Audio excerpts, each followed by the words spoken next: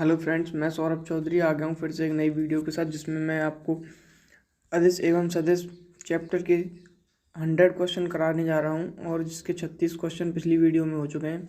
अब उसे आगे कंटिन्यू करते हैं। ये वही क्वेश्चन है जिनसे बाहर एक भी क्वेश्चन एग्जाम में नहीं पूछा जाएगा।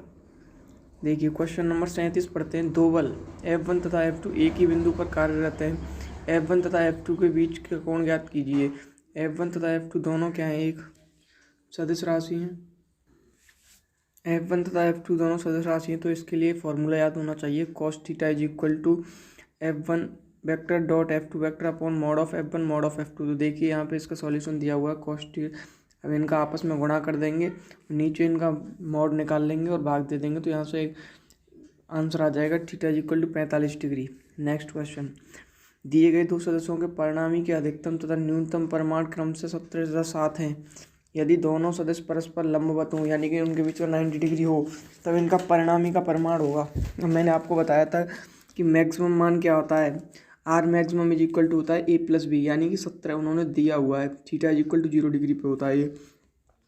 मिनिमम होता है ए माइनस बी, जो कि 7 दिया हुआ है। यहाँ से ए और बी दोनों के मान निकल आएंगे, जो आ जाएंगे ए बराबर 12 और बी बराबर 5। अब एंगल हो जाएगा 90 डिग्री। 90 डिग्री होते ही इसमें मैंने फॉर्मूला बताया था, R is equal to √a² + b² 2ab cos theta. तो इसमें इसका मान रख देंगे तो इसका आंसर आ जाएगा 13। अब हम बात करते हैं क्वेश्चन नंबर 39। 3 न्यूटन तथा 2 न्यूटन परिमाण के दो बल थीटा कोण पर इस प्रकार कार्य रहते हैं कि उनका परिणामी आर है। यदि प्रथम बल को 3 न्यूटन से 6 न्यूटन तक कर दिया जाए तो परिणामी बल 2r हो जाता है। अब इसमें बी का मान तो वही सेम है, यानी कि 2 न्यूटन, और ए का चेंज कर दिया है और परिणामी बल आर से 2r हो गया है। तो इसे कैलकुलेशन देखते हैं इसकी। R is equal to a² + b² + 2ab cos theta से। तो ए का मान 3 रखेंगे, बी का 2 और आर दे रखा है उसने। तो एक इक्वेशन बन जाएगी, फर्स्ट एक इक्वेशन बनेगी, सेकंड जिसमें ए का मान 6 न्यूटन रख देंगे और आर का मान 2r, बाकी सब सेम रहेगा। तो यहाँ से इसका मान आ जाएगा cos theta is equal to -1/2।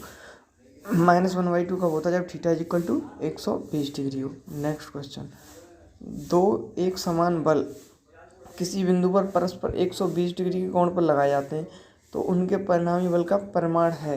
अब दो बल हैं जो एक ही बिंदु पर लग रहे हैं और उनका परिमाण क्या है?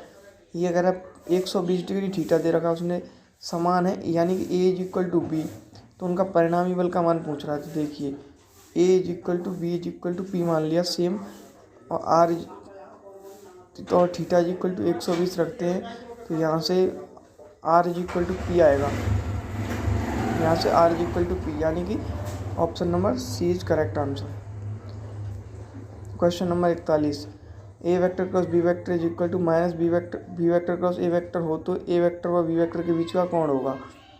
देखो, ये मैंने बताया था कि अब यहाँ से हमें इसका एक फॉर्मूला लगाना है। A vector cross B vector को हम कैसे खोलते हैं? Mod of A mod of B sine theta N cap. ऐसे इसे खोलेंगे, mod of B mod of A sine theta N cap. अब थीटा इन दोनों के बीच का अलग अलग होगा। देखिए, आगे चलते हैं। हम जानते हैं ए वेक्टर क्रॉस हमारे ये होता है, ये तो मैंने बता दिया था, क्योंकि इन दोनों के मध्य का कोण हमेशा 90 डिग्री होगा। लेकिन यदि ए वेक्टर तथा बी वेक्टर के मध्य कोण 0 डिग्री तथा पाई हो, तब A vector plus B vector is equal to K vector. तो यहाँ से ऑप्शन नंबर सी आ जाएगा आंसर, पाई। एक वस्तु पर 50 न्यूटन का बल लगाने पर यह बल की दिशा से 60 डिग्री के कोण पर 10 मीटर तक विस्थापित हो जाती है, तो बल द्वारा किया गया कार्य होगा। तो देखिए, बल का फॉर्मूला क्या होता है? F(s) cos theta. अब बल कितना लगा रहे हैं हम उस पर? 50 न्यूटन, और s का मान 10 मीटर देगा। cos थीटा क्या हो जाएगा? 60 डिग्री। तो यहाँ से इसका मान रख देंगे तो आंसर आ जाएगा 250 जूल। आप इसकी कैलकुलेशन देख सकते हैं। नेक्स्ट क्वेश्चन, यदि दो सदस्य तथा एक दूसरे के समांतर हो, समांतर मतलब ऐसे, यानी कि दोनों के मध्य का कोण कितना होगा? 0 डिग्री। अब इनके मध्य का कोण 0 डिग्री है, तो अगर हम इनका अदिश गुणा करेंगे तो वो इनके परिमाण के बराबर आएगा, या फिर सदिश गुणा कर लो, कुछ भी कर लो।